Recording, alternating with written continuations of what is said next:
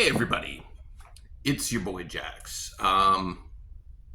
Your favorite comic book artist.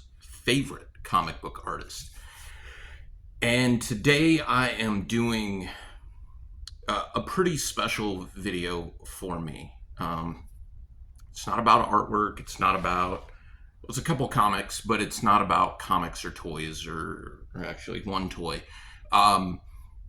But it's specifically about my one day adventure to Mad Monster Party, Arizona, yesterday. I found out that Brad and Fiona Dourif, Chucky, and Nika Pierce were going to be at Mad Monster this year. I'm not much of a celebrity hound. I don't seek out like autographs and selfies and photo ops and things like that. But there is something about the Child's Play movies and the Chuckyverse that are so synonymous with the life that I have now. Maybe as strange as that might sound. As a child, and this is a story I told both Brad and Fiona.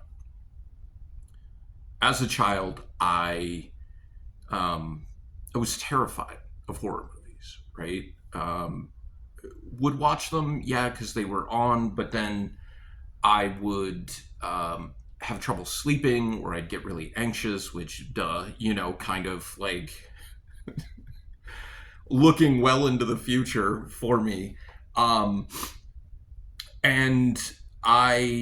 it got to the point where when, like, I wouldn't watch horror movies, but if, like, the preview or a trailer for a horror movie came on, I would close my eyes and plug my ears. And whoever was with me would then tap me to let me know that the trailer was over, right?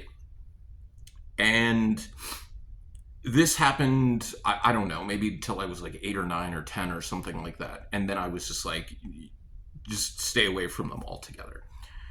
Junior high rolls around, and in 7th grade, I was born at the end of the school year, so I was always a year younger than everybody, because everybody turned, their age changed during the school year, almost everybody.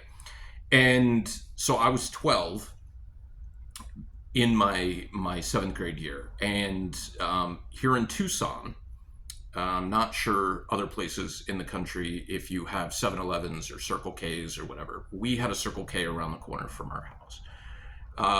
For whatever reason, this Circle K also rented movies at that point in time. This is 1990. And we got a membership card and everything, and I went in probably one Friday night and decided to myself, okay, we're going to try watching one more scary movie and see if this changes anything, if we're okay with it, if we don't get scared, if we are able to sleep afterwards. And that movie I picked up was the original Child's Play.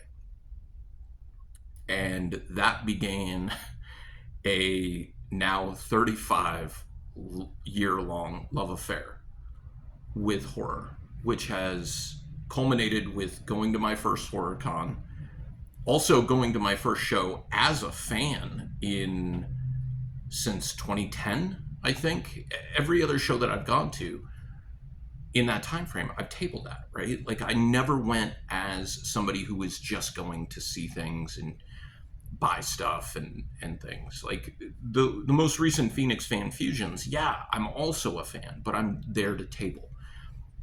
And it was pretty cool being able to go to a show, even if it was for one day, to attempt to meet some people whose work I admire. And what I decided was, Brad Dourif is now in his mid-70s. He's the same age as my parents. As far as I know, he doesn't do maybe like a ton of stuff like in LA and things like that. He and Fiona came to the first Mad Monster 10 years ago or what have you.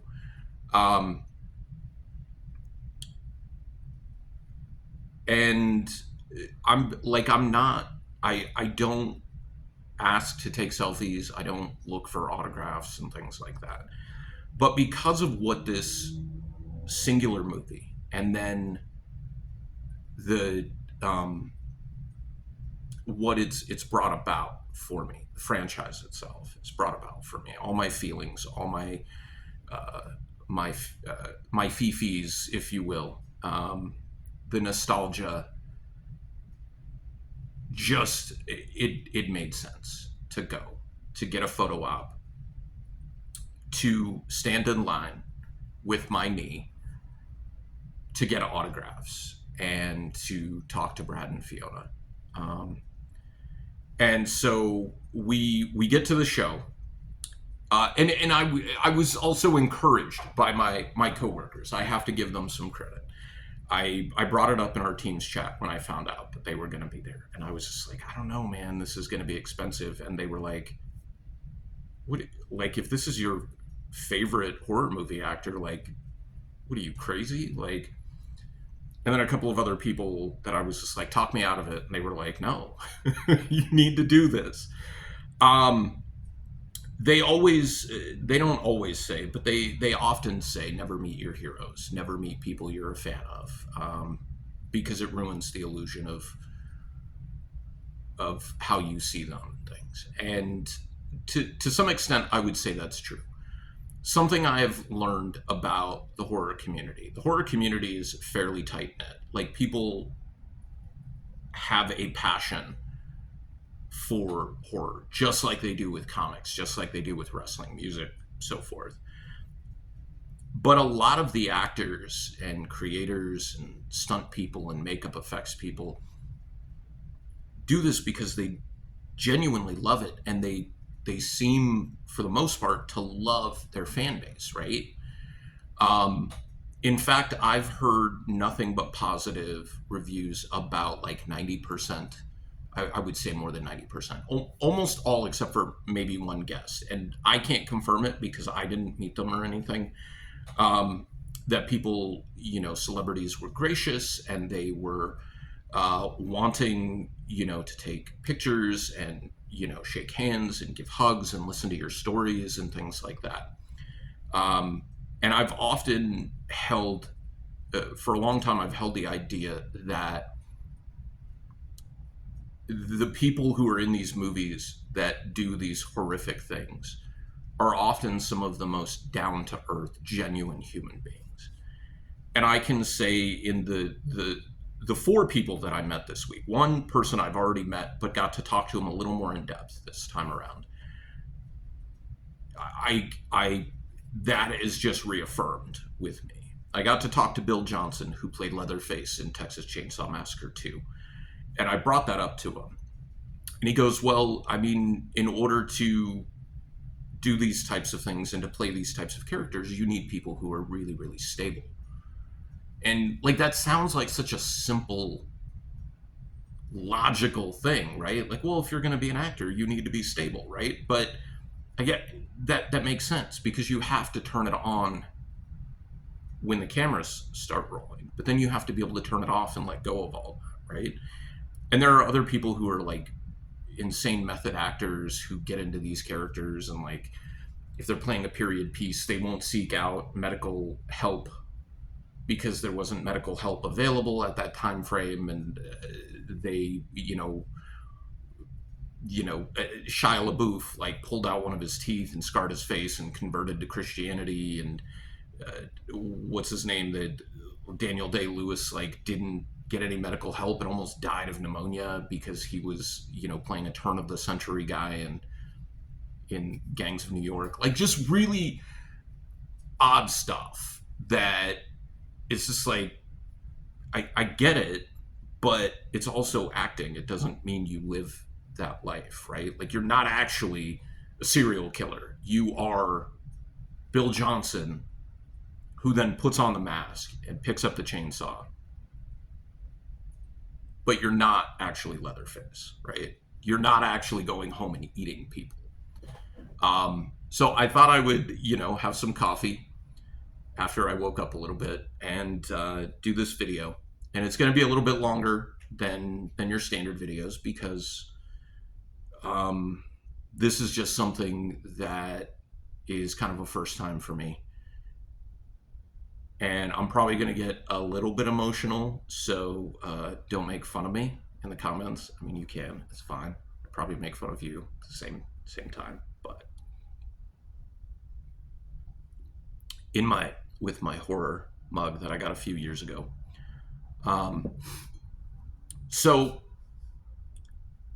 when we got there, setup was really good, I have to say. It was inside a large hotel in Glendale, the Renaissance, and finding it was relatively easy. Parking was free, for crying out loud. Parking was free. Who would have thought? Free parking at a convention so that you have 10 or 20 more dollars to spend on vendors and autographs and shit inside. What a concept. So my friend Dustin, who will no doubt be watching this video, hey Dustin, he also went. So the first part of the adventure, I should say, is I drive out, I get onto the 10, and I realize I left my paperwork with my tickets on it. Drive all the way back from the 10. Like, I live in like kind of midtown Tucson, so it was a good 15-minute drive back and then 15 minutes back to the 10. No harm, no foul. Doors didn't open until 11. We were in line. Ironically, like when I got there, Dustin had just pulled up and saw him in the parking lot. So we walked in together, got in line, and again, free parking. I don't know how many times I can mention that. That's a freaking great thing. I don't know if the convention paid for the parking lots or whatever, but thank you. That was just one less thing for me to have to worry about. So we get in line, and there's a couple behind me, and start talking to them a little bit. And I've got my wagon with me to carry my good guy doll for the photo, and to have Agnew just ride around in style. I'd also put my backpack in there so I didn't have it on my back, pulling me back and hurting my back and legs even more. And he was telling me, like, we tried to get in line for Brad yesterday, but the line was just too long. So here's what we do. As soon as we get in the door, we make a beeline for his table. And Austin and Sydney were their names. Thank you, guys. We all started making a beeline down because he knew where their table was. And we immediately get stopped like 3 feet into the aisle. And they're like, we're going back this way if you're here for Brad. And so took us to an overflow room. And the overflow room got crowded real quick. I'm going to try to play with some video editing and maybe do a re-upload because I want this to be timely. And have like a photo of the overflow room. And it got so bad that they had an overflow to the overflow room, but then they actually just said, no, come back later when we've moved more people. So we were in the second group of people from the overflow to go. And by then it was already already 12 something. 12:30 rolls around and we're still in line. And we've gotten out of the overflow room. We're in line to meet Brad. And I'm like, well, what happens? Because the photo op is at 1:15. And so they had a system in place, which was amazing, by the way. It didn't happen the first time with me to meet Brad, but they were giving out tickets, and like the raffle tickets, and they all had numbers on them, right? And so they were like, if you have to go to the photo op, then you keep your ticket with you and you leave to do your photo op. You come back, and then based on where your number is on the ticket, we put you back in line. So anybody who had to leave to do the photo op and has a ticket comes back in line like an RIP member and can get back in their spot in line at the front of the line. So when I got up there, I had Brad sign 3 things. I had heard that Chucky dolls were really expensive or more expensive to sign. However, if you're just having them sign the box, it's the same as any other flat item, which I'm like, I want them to sign the box anyways. So I'll show that last because I also had Fiona sign, and it was the only thing I had Fiona sign.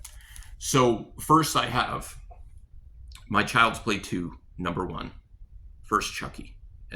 And there it is right there. He already started to sign to John. So like I didn't really want him to sign to me, but it's totally cool. And then I had him sign my Chucky Volume 2 from Devil's Due. And it's awesome. Like sometimes celebrities, if you're not familiar, will charge extra money to put the name of the character or wrestler or whoever they are, right? And then they'll charge more for like a quote. I didn't want a quote. But after we got Brad's autographs, got to give him a Chucky sketch cover that I drew. And had it in top loader, thanks to Richard, who recommended, like, make sure you have a top loader or something that's going to allow it to travel. So if he's just putting it in a carry-on or what have you, then it's safe to go with him. Don't give him, like, just a book that's going to get all bent and mashed and everything, right? Good looking out, man. Anyways, after that, go do the photo op. And the photo op, or actually, no. After that, I got in line for Fiona. And they didn't implement the ticket system for Fiona until it was time for the panel. But I jumped out of line. Oh, give me a moment here. I've got to put on something.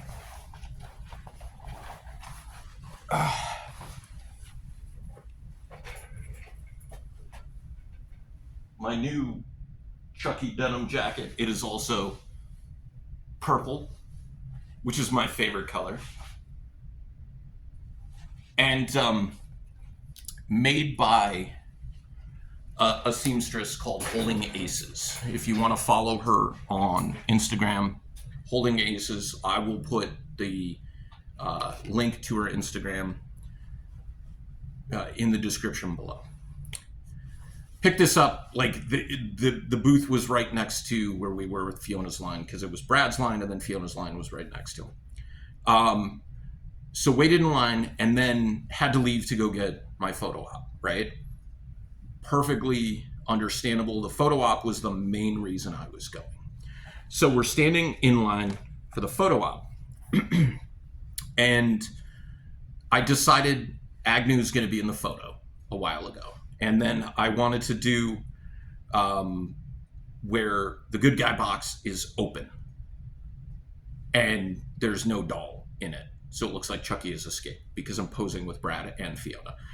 And I walk in with the empty box and Agnew, and Fiona's like, well, you've got an empty box and the scariest looking doll I've ever seen. And I was just like, he's my sidekick. And I just like hand him to her, right? Because that was the plan, to have her hold him. And it was just automatic. And she's like holding him for the photo, which came out great. Shot in front of a green screen, pro photo op. It actually even cuts off the Brad Dourif autograph on the box, which is great because I didn't want it showing up in the picture. I just noticed that right now. So it's also in front of the toy store where Charles Lee Ray was killed in the first Child's Play. I love this. Like, Brad's got this really nice subtle smile. Fiona looks very concerned holding Agnew. However, finished taking the photo op and she's just looking at him. She gives him a hug and she's like, I get really good energy from him. And I'm like, yeah, he's my sidekick, of course. That's like, they're trying to like usher you out of the room really quick, of course, because they need to go through thousands of these. And I'm like, well, I'm coming back to your table next. I've got a present for you, because I had forgotten to give Brad one of the copies of Welcome to Pleasant Falls. So we get back in line, and it's creeping up on time for the panel at 3:15. And I'm like, when I gotta get back in line again, and I'm only here today. I'm not coming back tomorrow. But then they implement the ticket system for Fiona because they know, like, hey, the panel's coming up. I got a ticket, but they were like, okay, you're next to go up, and then we're going to cut right here, like one or two people after me.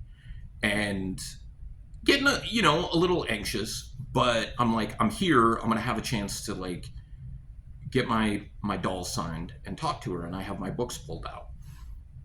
And she was talking to everybody. Like, it wasn't just a, here, give me your thing, sign it, go.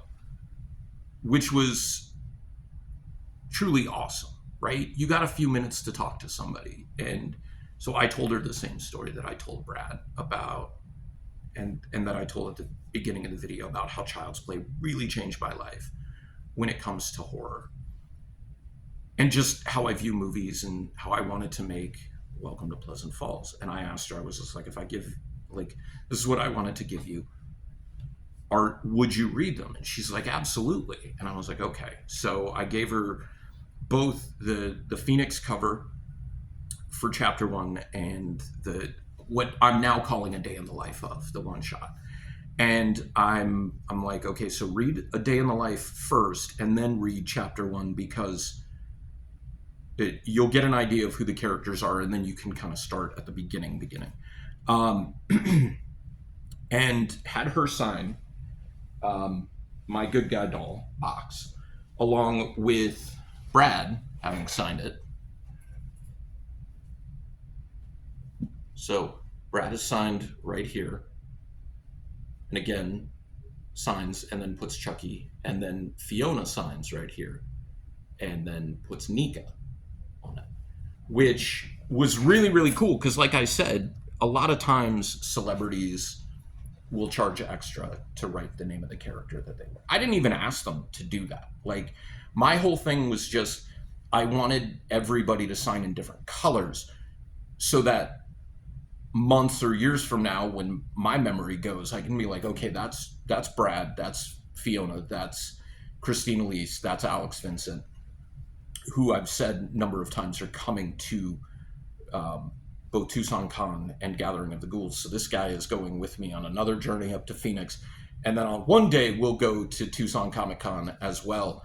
And so, like, my Child's Play journey will almost be complete if I can get, like, maybe Don Mancini one of these days, right? And then I got to get a nice case, because even though the box isn't perfect, and it's a Spirit Halloween one, it's not like a super deluxe one or one of the first run dolls or anything. Like, it's like, I want to be able to protect it and have something that's going to protect the color and the autographs and everything. So something that's got UV coating on it, at least on the front. But yeah, this is probably the pride and joy now of my horror collection, I would say, because it's about to have four Child's Play actors on there. Fiona was really, really nice, and giving her the comic books and everything, and then having her sign. I gave her the option of a couple of different colors, and she's like, I'm feeling purple today. And I'm like, purple is my favorite color. I was not wearing this because it was hot, and it is hot right now. But she's like, can I give you a hug? And I was just like, absolutely. So give her a hug, and then I pick Agnew up out of the wagon, and I was like, would you like to give him a hug too? And so she gives him a big hug, and she's like, I just, like, there's just something so comforting about this guy. And I'm like, that's it. I've known, there's a number of people, there's people who see Agnew from a distance and they don't really get it, but people who get up close to me and him are like, he's a friend, he's an ally, he's a sidekick, he is there to help and protect and everything. And that's exactly what he's there for, right? So the fact that a total stranger saw him initially as being the scariest doll in the world, which is kind of what he originally was designed as, like, to be this edgy, plot device, if you will, and created before the Korn Issues album. Thank you very much. Years before, actually. to have somebody who doesn't know me and doesn't know him get that feeling is who Agnew is, right? I'm gonna take this off because it's about 75 degrees in my house, but it feels much hotter. Oof. I cannot wait until the weather cools down by like another 20, 30 degrees so I can actually wear this on a regular basis.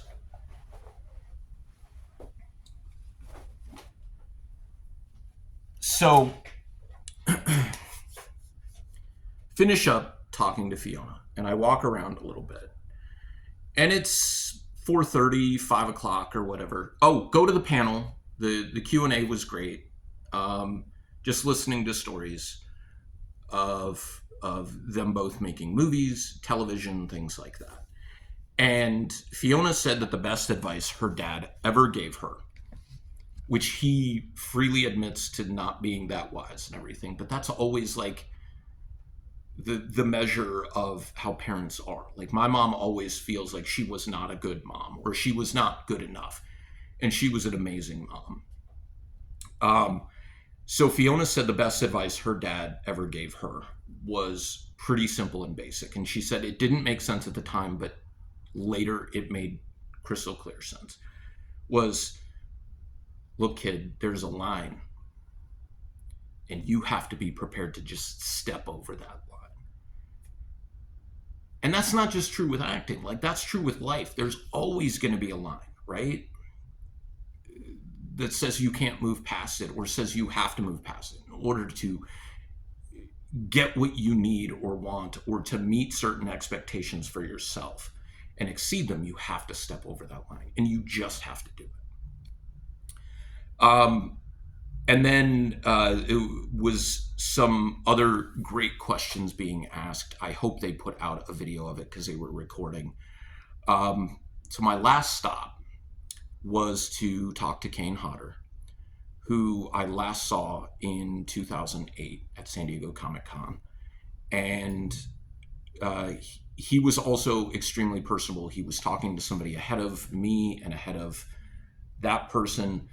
And it was an interesting conversation because if you know anything about Kane, if you've watched his documentary, if you've read his book, which I'm going to show right now, you know that early on, very early on in his career, he did, for a photo shoot for a newspaper, a local newspaper, he did a burn.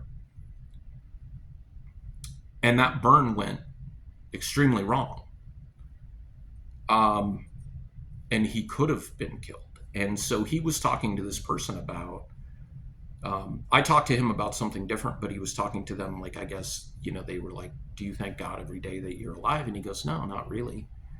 And he wasn't trying to put them down, but like it was a really articulate thought process. And it's something that I've felt as well, where it's like people give credit to God and say, oh, I'm so thankful God did this for me. But then they're not willing to put the bad stuff on him as well.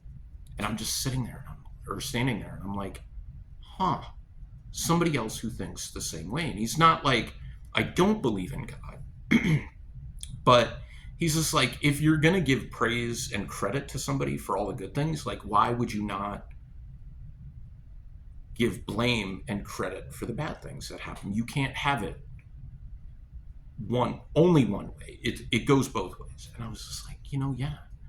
And I didn't bring that up when I got up to him, but I told him that the last time I met him was 2008, and that he had signed a paper mask that I'd gotten from like NECA for buying something else. And that when he looked at it, it wasn't one of the Jasons that he had portrayed. It was like the Freddy versus Jason mask. But he was nice enough to sign it anyways, and I thanked him for that. I was just like, because you could have just said, no, I'm not going to sign this. This isn't one of the Jasons that I played. And I purchased the anniversary edition of his book. And it was already signed. They were limited in numbers of 1,013 copies. I have number 943.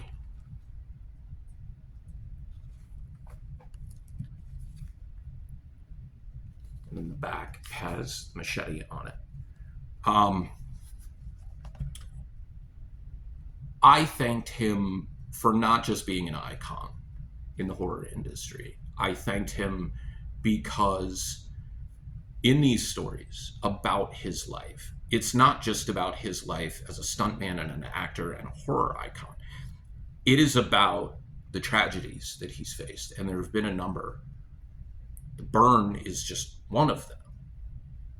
And that he was honest with those frailties, with those vulnerabilities. And for me, that is very important as a person, but also as a man, because we're often taught from a young age that boys don't cry, boys don't, the only emotions that are okay to show are anger and happiness, but not too much happiness. You gotta measure how much happiness you show. And if you're sad, you're sad off to the side so people can't see that.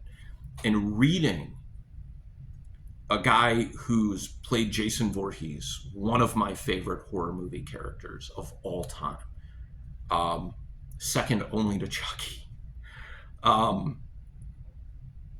express that he has these feelings is huge for me as somebody who deals with mental illness every day of my life. And I told him that.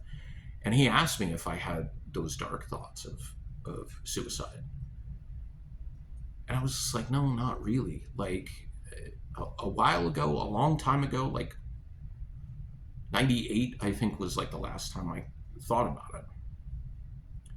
But I was just like, I deal with other stuff, like not being able to get out of bed because my anxieties just doesn't want me to get out of bed. But if I can take that step and roll over and, take my morning meds, then I can sit up. And if I can sit up, then I can take a step out of bed and I can, put my knee brace on and my shorts and my pants and my work clothes, and I can walk over and I can start my day. But sometimes it's very, very hard. And he asked, and I told him my diagnoses, so that there's a part of his life where like a huge PTSD into OCD type thing. Don't know if it was a diagnosis, but that's what it, like symptomatically it appeared like. And he was like just sitting there listening and talking and sharing information back and forth. Like, this is what I'm talking about with the horror community. These are individuals who are real people who do the things that they do and play these characters because they truly love them. It's an outlet of sorts, but they're still just like real, genuine human beings. Like, they're not, rolling around and, big cars and being noisy and over the top and stuff like that, right? Like, it's something that is, it resonates with me because for a long time I was really up there and out there and I would be loud and obnoxious and stuff. But then I learned you don't have to be that way to get attention, and you don't have to be that way, period.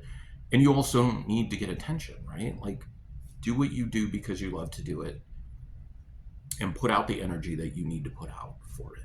Not minimally, but like, be positive. But also realize there's going to be some down days. Like, that's fine. But I don't need to be knocking things over and ruining people's days by trying to be louder than they are. And I still struggle with that. But, getting to talk about how horror has affected me positively and been something that is a huge part of my life, especially with my new books. And just the way that my mental health or illness, depending on the day, really plays into being a creator as well. And I gave Kane a Jason sketch cover that I did a few years ago on Friday the 13th. I didn't color it because I wanted it, like, I finished it like 10 minutes before midnight to go into the 14th. So I was just like, you can't finish this, right? Like, I know you want to color it, but you got to keep it the way it is. And he was really thankful for that. And I was just like, so I make a horror comic would you read it if I gave it to you? And he was like, yeah, absolutely. So I gave him, again, the chapter 1 of Welcome to Pleasant Falls, and the day in the life of, which if I do a reprint, I need to put that in there. So the day in the life of Welcome to Pleasant Falls, just so that just like it can be something a little different. But at the end of it, he thanked me. One of the people who was with him got up and came over and gave me a big hug, and he was just like, dude, you keep taking care of yourself. And I'm like, I will. You do the same thing, because he mentioned struggling with mental illness as well. And Kane shook my hand, and I was just like, okay, I'm good to drive home. And came home and like just zonked out. But yeah, first convention in 15 years that I went as a fan. And it was a great experience, meeting Brad and Fiona and getting to talk to Kane like in earnest was awesome. And it was almost, other than meeting, talking to Kane again and getting the book, which I'm really happy I got. It was a full Chucky weekend. Like my number 1 and number 2, like Leatherface went to number 1 at one point, and then after the Chucky series, I was just like, Chucky is number 1, man. And Jason was like the first character that I fell in love with, so Jason moved up to number 2, and Leatherface is now a close number 3, but number 3. I just feel very fortunate that I saw the post, and glad to be a part of the community, not just as a creator, but as a fan. And I'm grateful to be able to have a wonderful experience meeting people whose work I admire. I mean, you kind of can't ask for something more than that, right?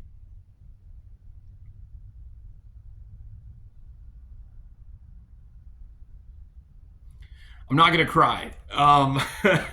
Talking to Kane, I didn't well up, but I could feel like the emotions building up talking to him about life. But after that experience, like the money I spent, worth it. The people I talked to, so glad I took the time to stop and talk to them. Some of the other vendors and creators and stuff like that. I'm just very, very glad that I went. So Mad Monster, you get this experience gets a thumbs up from me. And I am looking forward to future shows where maybe I just go as a fan. And I think that's fun too, because you just get to see everything. When you're behind the table, it's difficult to do that, even if you have somebody helping you. But it's super important to remember why we got into these things, these fandoms, to be a creator or what have you. There was a fandom that's a part of it, right? There's a part that resonates with you, that makes you want to be a part of it. And I think it's important to step back and be happy about that, and that it's okay. It doesn't always have to be a hustle. Sometimes it is a hemorrhage of cash to do these things, and to do this and it be worth the money that was spent is amazing, because not always are you able to say that. But I'm extremely thankful that I got to go, and I got there safely, and I got home safely, and that I'm getting to share this story with you. So again, if you want to check out Holden Aces, who made this jacket, she's on Instagram. Her stuff is awesome. It's all like upcycled stuff, which is awesome for the environment, right? Like, you're not having new jackets produced so that you can then put patches and things on it. Like, she thrift sources everything. There was another vendor there who, like, they were upcycling stuff and using like pre-found thrift dolls and stuff like that, and then adding to them and dyeing them and stuff like that, so that it's less waste with what you're doing, which is amazing. I think it's amazing. So I hope you guys take care of yourselves. And again, this video will probably get re-uploaded, as I really want to add like the images of some of the pictures that I took and stuff like that, although you're seeing everything that was there. Thank you guys so much. Take care of yourselves, okay? That's a big important thing. We need you here tomorrow because you need to be creators and ambassadors and fans and people who are welcoming in the community. That's an important thing. And even though this wasn't starting out as a mental health type note, I'm going to end it on one.